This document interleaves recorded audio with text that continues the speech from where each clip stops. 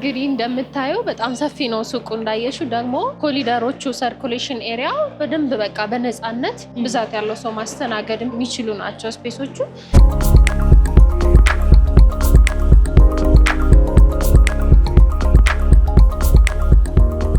ከፍ አድርገው የሚከፍሉ ከሆነ ደግሞ እስከ 25% የሚደርስ እስከ 27% የሚደርስ ቅናሾች አሉን ማለት ነው። ልክ በዚሁ መልኩ እዛኛው ላይ 10 ካሬ 12 ካሬ ዲስፕሌዎች አሉ።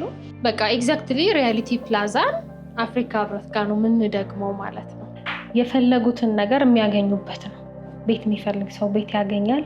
ኢቭን ካሰበው ጊዜ ቀድሞ ለመኖሪያም ለማከራየት የሚፈልጉት ከሆነ ወዲያው ሪተርን ኦን ኢንቨስትመንታቸው ይሄ አይቆይም። ሁላችንም የመኖሪያ ቤት ጉዳይ አሳስበናል። ለመግዛት ስናስብ ደግሞ ማንን ልምረጥ፣ የት ይሻለኛል የብዙዎቻችን ጥያቄ ነው።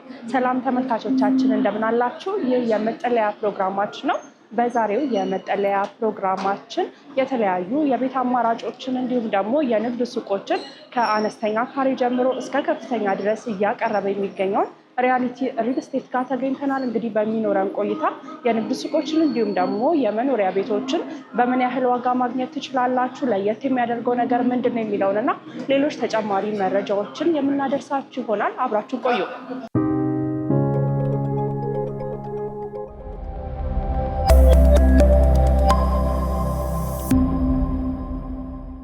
እንደምን አለሽ? ሰላም እንዴት ነሽ? እንኳን ደህና መጣሽ። እንኳን ደህና ቆየሽን። እስኪ እንተዋወቅና። ተስፋ ቃል እባላለሁ። የሪያሊቲ ሪል ስቴት የሽያጭ ስራ አስኪያጅ ነኝ። በጣም ጥሩ። እንግዲህ ዛሬ ሪያሊቲ ጋር የተገኘ ነው የቤት አማራጮች እንዲሁም ደግሞ የንግድ ሱቆችን ለተመልካች ለማድረስ ነው። በቅድሚያ ግን ሪያሊቲ ሪል ስቴት ምን አይነት የሱቅ አማራጮችን በምን አይነት ሁኔታ ያስረክባል የሚለውን የተሰሩትን ሱቆች እየተመለከትን ብናደርስ ብዬ ነው። ሌሎችን ጥያቄዎች ደግሞ ወደ በኋላ ላይ እንመለስበታለን። ምን ይመስልሻል? በጣም ጥሩ። ይሄኛው እንግዲህ የሪያሊቲ ፕላዛ ይባላል። የሪያሊቲ ሪል ስቴት 8ኛ ፕሮጀክታችን ነው። ይሄ ሙሉ ለሙሉ እስከ 4ኛ ድረስ ኮሜርሻል ሆኖ ከ5 በኋላ የኦፊሶች ናቸው ያሉት፣ ሰፋፊ ኦፊሶች ናቸው ያሉት። ሱቆቹን በምን ያህል ስታንዳርድ ሪያሊቲ ገንብቶ ያስረክባል የሚለውን ኔክስት ግንባታ ላይ ያለው የሚገዙ ሰዎች በደንብ አንደርስታንድ እንዲያደርጉ አንዳንድ ሳምፕል ሱቆችን አሳይሻለሁ። ከዛ እንዳልሽው ደግሞ ቢሮ ላይ ቁጭ ብለን ያሉትን ነገሮች በዝርዝር እናያቸዋለን። እና የትኛውን ታሳይኛለሽ? ከየትኛውን ጀምርታል? አሁን እዚህ ጋር ያለ ነው በጣም ሪያሊቲ ፕላዛ በጣም ብራንድ ያላቸውን ሱቆች ነው ሆልድ አድርጎ የያዘው። አጠቃላይ በጣም የተመረጡ ሱቆች ናቸው። እዚህ አጠገቤ የሚገኘው ሱቅ 140 ካሬ ነው። ስቶርም አለው ከጀርባው። ፊት ለፊት ላይ ወደ 100 ካሬ የሚሆን አስቀርተው ወደ 40ውን ወደ ጀርባ አድርገውታል። እሱን በደንብ ስፋቱ ምን ይመስላል የሚለውን 100 ካሬ የሚሸጥ ሱቅ ስላለ ቪዥዋላይዝ ለማድረግ ይሄኛውን አሳያቸዋለሁ ማለት ነው። ይሄኛው እንግዲህ እንደምታየው በጣም ዘመናዊ የሆኑ የወንድ አልባሳትና ጫማዎች መሸጫ ሾፕ ነው። 140 ካሬ ነው አጠቃላይ ካሬው። በዚህ መልኩ አሳምረውታል። ቪዋቸው ወደ ሜን ሮድ ነው። እነዚህ በዚህኛው ሳይድ የምናገኛቸው ሱቆች በተመሳሳይ መልኩ ዘአፍሪካ ህብረት ጋር የሚሸጠው ሱቅ በፊት ለፊት በኩል ቪው ያለው አለ፣ ፕላስ በጀርባ ሳይድም ቪው ያለው አለ ማለት ነው። በሁለቱም ሳይድ መንገድ ስለሆነ በሁለቱም ሳይድ ሾፕ ቢኖራቸው እይታ የሚያገኙ ሱቆች ናቸው የሚሆኑት። በጣም ጥሩ። ስለዚህ እንደነዚህ አይነት ስታንዳርድ ያላቸውን የንግድ ሱቆችን ሰዎች ሌላኛው ሳይታችን ላይ ማግኘት ይችላሉ። ያ ፉል ፊኒሺንግ ነው የንግድ ሱቅ የምናስረክበው። በዚህ መልኩ ጥንቅቅ አድርገን ነው የምናስረክባቸው ያሉት። ውስጡን በፈለጉት መልኩ ደግሞ እንደዚህ ዲኮሬት ማድረግ ይችላል። በጣም ጥሩ። እንግዲህ አሁን ያየነው ከፍተኛ የሆነ ካሬ መጠኑ ነው እና ምናልባት አነስተኛ ለሚፈልጉ ሰዎች ምን አይነት አማራጮችን ታቀርባላችሁ? አነስተኛ ካሬ ለሚፈልጉ ዲስፕሌዎች፣ ካርታ የሚወጣላቸው ዲስፕሌዎች አሉ። ፕላስ ደግሞ ወደ 24 ካሬ 44 54 ካሬዎች ደግሞ የተለያዩ አማራጮች አሉ። እዚሁ ላይ ወደዛ ካሬ የሚጠጋጉ ስላሉን ኤግዛክትሊ ምን ይመስላል የሚለውን ማየት ይችላሉ። እነሱንም አሳይሻለሁ።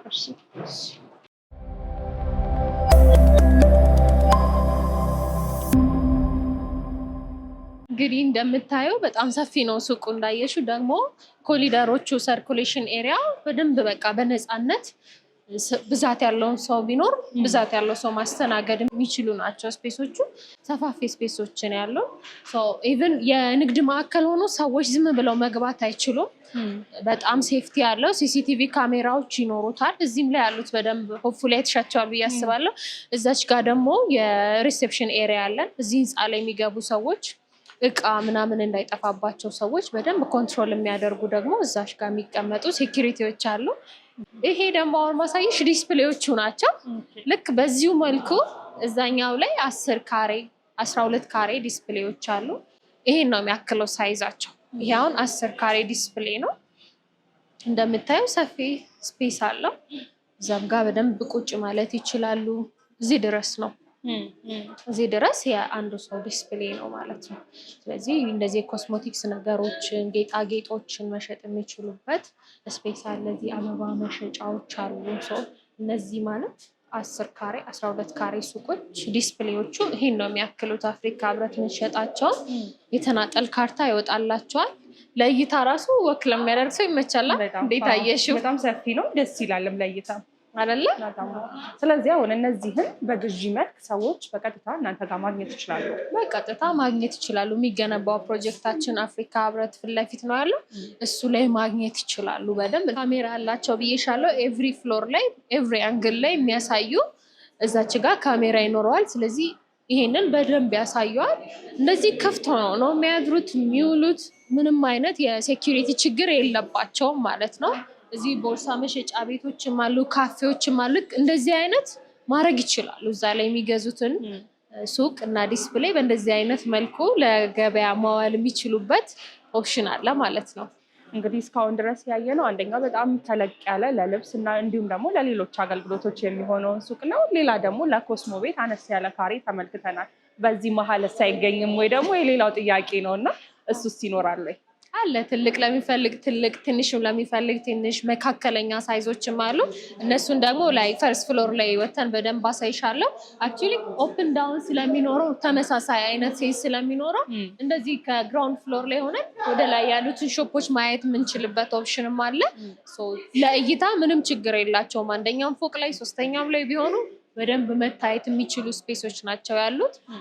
ሰርኩሌሽናቸው እንዳይሹ ቆንጆ ነው። መካከለኛ ሱቆችን ደግሞ አሳይሻለሁ ከፍ ብለን ሄዳ።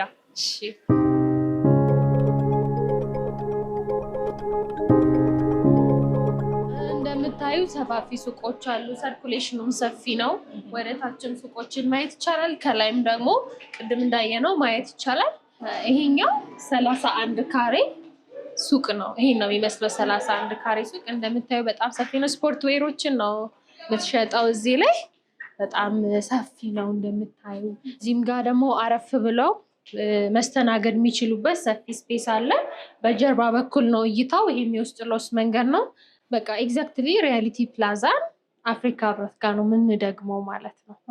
ስለዚህ እዚህ ጋር ያየናቸውን እያንዳንዱን የካሬ መጠን እንዲሁም ደግሞ የአሰራር ስታይል እዛኛው ላይም ሰዎች ማግኘት ይችላሉ በግልጽ ማለት እንችላለን። በትክክል ከነ ፊኒሽንግ ማቴሪያል ስታንዳርዱ ተመሳሳይ ነው የሚሆነው። የሴኪሪቲ ጉዳይም ተመሳሳይ ነው።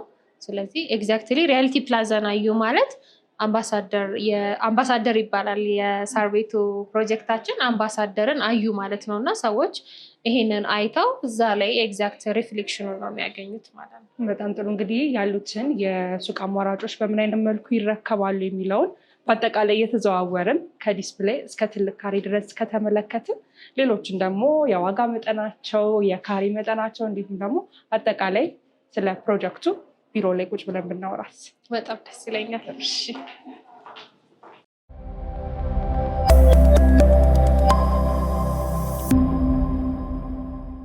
እንግዲህ ሱቆቹ ምን ይመስላሉ የሚለውን እየተዘዋወርን ቃኝተን ወደ ቢሮ የመጣ ነው። እስቲ በአጠቃላይ ሪያሊቲ ላይ ምን ይገኛል፣ ሰዎች ሪያሊቲን ቢጎበኙ ምን ምን ያገኛሉ የሚለውን እስቲ ጠቅለል ያለ ስለ ፕሮጀክታችሁ እናንሳ። በጣም ጥሩ። እንግዲህ ሪያሊቲ አሁን ላይ 9ኛ ፕሮጀክቱን አስረክቦ ጨርሷል። ጋዜቦ ጋር ያለውን ሙሉ ለሙሉ ሰዎች መኖር ጀምረዋል። ሌላ 10ኛ ፕሮጀክቱ ደግሞ ሳር ቤት ካናዳ ኤምባሲ ጀርባ ከዚህ በፊት አይታችሁታል እናንተ። እሱኛው ላይ ደግሞ ማስረከብ ላይ ነን ያለ ነው። በሴሚ ፊኒሽንግ የገዙ ሰዎች ተረክበው ፊኒሽንግ እየሰሩ ነው ያሉት። ካርታ ወጥቶላቸው የተናጠል ካርታ ሁሉ ነገር አልቋል ማለት ነው። እዛም ኦልሬዲ ጨርሰን ልንወጣ ትንሽ ነው የቀረን። ሌላው አሁን ኦንጎይንግ ፕሮጀክቶቻችን ደንበል ጋዜቦ ጋር ሙሉ ለሙሉ ሬዚደንሻል አፓርትመንት የያዘ ቢልዲንግ ከባለ 1 መኝታ ቤት ጀምሮ እስከ ባለ 3 መኝታ በሰፊ ካሬ አማራጭ መተናል እዛው። ሌላ ደግሞ እዚህ ያሳየውሽን አይነት ሱቆች በስፋት የሚያገኙበት አፍሪካ ህብረት ጋር ፊት ለፊት ላይ መብራቱ እንደተሻገሩ የሚክስድ ዩዝ የሆነ አፓርትመንት እየሸጥን ያለ ነው። እስከ 4 ድረስ እዚህ ቅድም እየተዘዋወርን ያየናቸው አይነት የሱቆች ለካፌ የሚሆኑ ለኮስሞቲክስ ለቡቲክ እንዳየሽው ብዙ አይነት ሱቆች አሉ። ለነሱ የሚሆኑ ከ10 ካሬ ዲስፕሌይ ጀምሮ እስከ 100 ካሬ ሱቆችን ማግኘት ይችላሉ። ከዛም በላይ የሚፈልጉ ከሆነ ሚክስድ እያደረጉ አጠገብ ላጠገብ ያለውን ሰፊ ስፔስ ማግኘት የሚችሉበት አማራጭ አለ። እኛ ግን ጀስት አሁን ከ10 ካሬ ጀምሮ እስከ 100 ካሬ ድረስ ሱቆችን አዘጋጅተናል። ሌላው ከዚህ ህንፃ የሚለየው አምባሳደር ፕሮጀክታችን ከ5ኛ ፍሎር ጀምሮ የመኖሪያ ቤት ነው ያዘጋጀነው እስከ 19ኛ ድረስ። ከ5 እስከ 19 መኖሪያ ቤት ይኖረዋል። ባለ 2 እና ባለ 3 መኝታ ቤቶች ፐር ፍሎር 5 ቤት ነው የሚኖረው። በጣም ስፔስ ላይ እንዳየሹ ነው ሪያሊቲ። ሰፋፊ ኮሊደሮች፣ ሰፋፊ ቴራሶች ነው የሚኖሩን።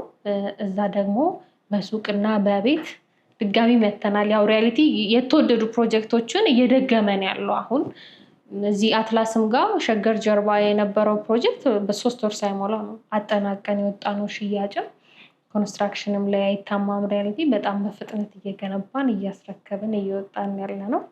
አሁን ያሉት ደግሞ እነዚህ አክቲቭ የሆኑ ሳይቶች አሉ፣ 2 የሳር ቤቱ እና የጋዜቦ። በሚቀጥለው ደግሞ ምንመጣው ሰው በጉጉት እየጠበቀ ያለው የፒያሳው ፕሮጀክታችን ነው። ፒያሳ ወዳጅነት ፓርክ ፊት ለፊት ቪው ያለው ከሞናርክ ሆቴል ዝቅ ብሎ ነው የሚገኘው ኤግዛክት ቦታው። እዛ ጋር ደግሞ በኮምፓውንድ ለመጀመሪያ ጊዜ ሪያሊቲ ሲንግል አፓርትመንት በመገንባት ነው የሚታወቀው። በኮምፓውንድ ሚክስድ የሆኑ አፓርትመንቶችን ደግሞ ይዘን እንመጣለን ማለት ነው። ምዝገባ ጀምረናል። እሱ ላይ መግዛት የሚፈልጉ ሰዎች ኢን አድቫንስ መመዝገብ ይችላሉ ዲስካውንት ለመጠቀም።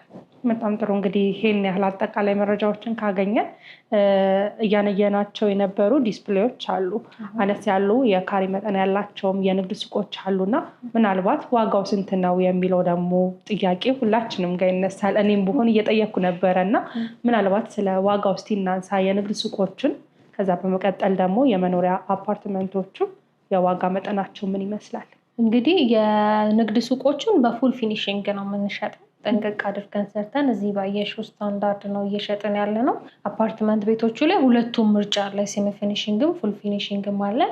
ሱቆቹን ስጀምርልሽ ዲስፕሌይ ያየሽው አይነት ዲስፕሌይ 10 ካሬ 2 ሚሊዮን ብር ነው ቶታል ክፍያው። አንዴ ካሽ ሲከፈል እስከ 1.6 በነፃ በይሆን ካለው የገበያ ሁኔታ አንፃር በ1.6 የዲስፕሌይ ባለቤት መሆን ይችላሉ። እሱ አለ። ዝቅተኛ ዋጋችን እሱ ነው ለዲስፕሌዎች። ሱቆች ደግሞ 13 ሚሊዮን 12 እስከ 35 ድረስ አለ። ስፔሻል ዲስካውንት ይኖረናል። ይህን ፕሮግራም አይተው ለሚደውሉልን ሰዎች ደግሞ ሱቆቹም ላይ አፓርትመንት ቤቶቹም ላይ ከ5 እስከ 7% የሚደርስ ዲስካውንት እንሰጣለን። ሚኒመም ዳውን ፔመንት ላይ ብቻ ማለት ነው። በጣም ጥሩ። የመኖሪያ አፓርትመንቶች ውስጥ መኖሪያ አፓርትመንቶቹ ደግሞ 110 ካሬ ባለ 2 መኝታ ቤት ጀምረዋለን እስከ 206 ባለ 3 መኝታ። ብዙ ጊዜ እኛ የምንጠየቀው ሚድስትሮም ኮንሲደር አታደርጉም እንባል ነበረ። እሱ ፕሮጀክታችን ላይ ሚድስትሮም ባዝሩም ያለው እዛው ለሚድስ ባለ 3 መኝታ በጣም ሰፊ 206 ካሬ ቤት አዘጋጅተናል። ከ110 ይጀምራል ሚኒመሙ። ያ ማለት ከ1.2 ሚሊዮን ዳውን ፔመንት ጀምሮ ማለት ነው። ዲስካውንቶች ይኖሯቸዋል እነሱ። በጣም ጥሩ። እንግዲህ የጠቀሽልን ፕሮጀክቶች አሉና እንግዲህ አሁን ስፔሲፋይ አድርገን እያነሳን የምንገኘው ሳር ቤት አካባቢ የሚገኘው ፕሮጀክታችሁን ነው እና እሱን በምን ያህል ጊዜ ውስጥ ለማጠናቀቅ እቅድ ይዛችኋል? ሪያሊቲ እንግዲህ እናንተም አይታችሁታል ከዚህ በፊት ፕሮግረስ ላይ አይታማም ካልነው ጊዜ ቀድመን እንደውም ደንበኞች ፈጠናችሁብን ነው የሚሉት ለክፍያ። እሱን ኢን አድቫንስ እንዲዘጋጁ አሁንም አድቫይዝ የምናደርገው እሱን ነው። ሪያሊቲ ጋር ስንመጣ ቤቱ እረከበዋለሁ አልረከበውም የሚል ጥያቄ ሳይሆን ችዬ በእነሱ ፔስ ከፍላለሁ አልከፍልም የሚል ጥያቄ ነው እና ሴክተሩ ላይ ያለውን ጥያቄ የገለበጠ ካምፓኒ ነው ሪያሊቲ። በደንብ ፔመንት ላይ ይዘጋጁ። እኛ ግን 2 ዓመት ተኩል ይዘናል ፕሮጀክት። ከ2 ዓመት ተኩል ቀድመን እንደምንሰጥ ግን I can assure you ያው የታየ ነገር ስለሆነ ፕሮግረሳችን ሳር ቤት በ1 ዓመት ተኩል ነው 3 ቤዝመንት ወደ ላይ 17 G+17 ህንፃ ገንብተን የተናጠል ካርታ አውጥተን አሁን ደረጃ ላይ የደረሰው። እዚህም እንደዛው ይጠብቁ። ግን በፕሮጀክት ፕላን ደረጃ 2 ዓመት ተኩል ነው የያዝነው ለፉል ፊኒሺንግ፣ ለሴሚ ፊኒሺንግ ደግሞ 2 ዓመት። በጣም ጥሩ። እንግዲህ ስናነሳ ይህ የአፍሪካ ህብረት ጋር ያለው ሳይታችሁ ላይ ኮሜርሻልም አለው እንዲሁም ደግሞ ለመኖሪያም ደግሞ አፓርትመንቶች አሉት ከላይ ያልሽኝ ነበርና የብዙዎች ጥያቄ ሁለቱንም አንድ ላይ ሲሆን አንረባበሽም ወይ? እንዴት ነው ገዢና ነዋሪ አንድ ላይ የሚሆነው የሚለው ጥያቄ ይነሳልና እስቲ እሱን ግልጽ አድርገን እንለፍ። ምን አይነት አሰራርን የምትመርጡት? ምን አይነት አሰራር ነው ደግሞ የተከተላችሁ ያላችሁት?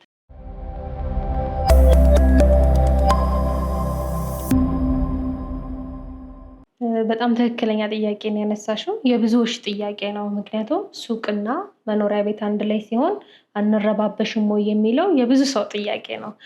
እኛ ምንድነው ያደረግነው? እዚህ ጋር ቅድም እንዳየነው ለሱቆቹ ሲሆን ሪሴፕሽን አለ ፊት ለፊት ላይ ሱቅ የሚመጣ ሰው የሚስተናገድበት ማለት ነው። ለመኖሪያ ቤቱ ደግሞ ሲሆን በጀርባ በኩል ነው ኢንትራንስ ያደረግነው። ፓርኪንግም በጀርባ በኩል ነው ያደረግነው። በፊት ለፊት የሚገቡት የሱቆቹ ፓርኪንግ እና እቃ በቃ ለመግዛት የሚመጡ ሰዎች የሚያልፉበት ነው። በሁለቱም ሳይድ ጌት ይኖረዋል ማለት ነው። ስለዚህ ባክ ሳይድ ይገባሉ። ልክ ሌሎች ሳይቶቻችን ላይ እንዳሉት አይነት ሪሴፕሽን ለነዋሪው ለብቻ ይኖረዋል። 2 ሊፍቶች ነዋሪው ብቻ የሚጠቀማቸው ናቸው።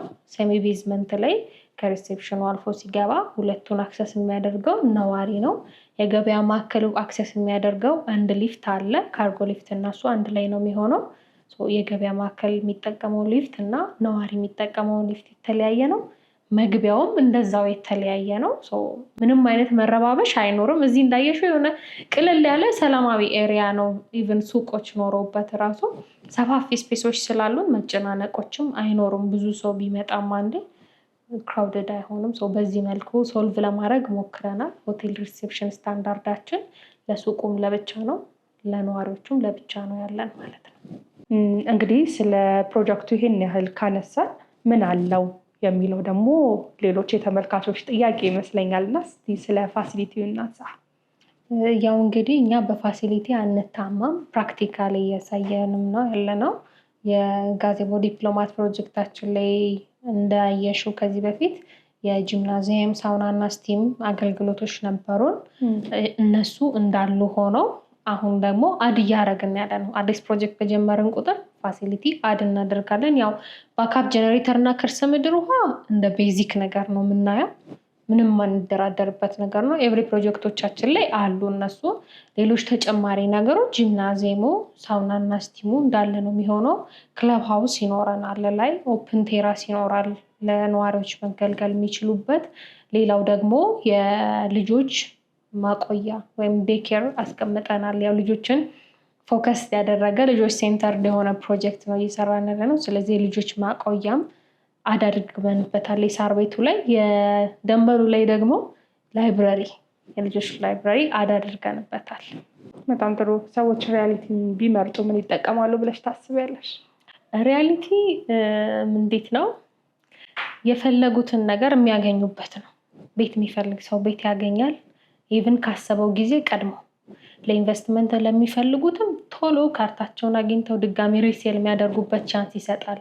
ለመኖሪያም ለማከራየት የሚፈልጉት ከሆነ ወዲያው ሪተርን ኦን ኢንቨስትመንታቸው ይሄ አይቆይም። በቃ እኛ 2 ዓመት ብለን ስንል 2 ዓመቱ ላይ ኦልሬዲ ኢንካም ጀነሬት ማድረግ ጀምረዋል። መሸጥ ከፈለጉትም ይሸጡታል ማለት ነው። ሪያሊቲ ላይ ቢገዙ ሪተርን ኦን ኢንቨስትመንታቸው በጣም ቆንጆ ወይም ሀይ ይሆናል። ሌላ ሁለተኛው ደግሞ ሎኬሽን መረጣችን ነው። ሎኬሽን በጣም ቆንጆ ሎኬሽኖችን ነው የምንመርጠው። ከዴሊቨሪ ጋር ተያይዞ የሚነሳው ሎኬሽን ስለሆነ የተመረጡ ከተማው ላይ አይተሽ ከሆነ ከዚህ በፊት የሰራናቸውን ቦሌ ጃፓን፣ አትላስ፣ አሁንም ስቲል ቦሌ ላይ ነው ያለነው፣ ሳር ቤት ነው ያለነው። በጣም ተመራጭ ቦታዎች ላይ ነው ያለነው። ፒያሳንም ደግሞ አሁን ኢንክሉድ ልናደርግን ያለነው። ከተማው ላይ የሚፈለጉ ሎኬሽኖችን ያገኛሉ። እኛ ጋር ቢመጡ ኦን ታይም ቤታቸውን ያገኛሉ። ፌር በሆነ ፕራይስ ቤታቸውን የሚያገኙበት ቤት ነው ሪያሊቲ። በጣም ጥሩ። ከስንት ፐርሰንት ጀምሮ ማለት ነው ዳውን ፔመንቱ? ዳውን ፔመንት 10% ነው። ለሱቆችም 10% ነው። ለመኖሪያ ቤቶችም 10% ነው እያደረግን ያለ ነው። 10% ሲከፍሉ ጀምሮ ከ5% ጀምሮ እስከ 7% ለሱቆችና ለቤቶች የተለያየ ዲስካውንት ነው የምንሰጠው። ዲስካውንት ያገኛሉ 10% ሲከፍሉ ብቻ። ከፍ አድርገው የሚከፍሉ ከሆነ ደግሞ እስከ 25% የሚደርስ እስከ 27% የሚደርስ ቅናሾች አሉን ማለት ነው። በጣም ጥሩ። እንግዲህ የቤቶችንም የሱቆችንም አማራጮች የካሬ መጠናቸውን እያንዳንዱን እያነሳን ጥሩ የሆነ ቆይታ እያደረግን ነበረ። እነዚህን የንግድ ሱቆችን እንዲሁም ደግሞ የቤት አማራጮችን ሰዎች ቢፈልጉ እንዴት ነው እናንተን አግኝተው ቤቶችንም ሱቆችን መግዛት የሚችሉት? ያው እንግዲህ ከታች በሚቀመጡት ስልክ ቁጥሮች እየደወሉ ዋትስአፕ ላይ፣ ቴሌግራም ላይ ወይም ቀጥታን በመደወል በማንኛውም ሰዓት የሽያጭ ባለሙያዎቻችንን አሳይን እናደርግላቸዋለን። በዛ መስተናገድ ይችላሉ። ዝርዝር መረጃውንም ማግኘት ይችላሉ። በጣም ጥሩ። እንግዲህ ጥሩ የሆነ ቆይታ አድርገናል። በአንቺ በኩል ግን እየቀረ ነገር ካለ እንጨምርበትና እዚህ ጋር እናበቃለን። አክቹዋሊ የቀረ ነገር የለም፣ ግን አንድ ለገዢዎች የምሰጠው አድቫይስ ሪያሊቲን ሳያዩ ቤት መግዛት ወይም ሱቅ መግዛት እንዳይወስኑ ነው። ይምጡ፣ እነዚህ ያወራናቸው ነገሮች እውነት ናቸው ወይ የሚሉትን ነገር ፕሩቭ ያደርጉ፣ ከዛ ይወስኑ ብዬ ነው ማስበው። ሪያሊቲን ደግሞ ምርጫቸው እንዲያደርጉ እንጋብዛለሁ። በጣም ጥሩ። ስለነበረን ቆይታ እጅግ አድርጌ አመሰግናለሁ። እኔም አመሰግናለሁ። ቴንኪዩ።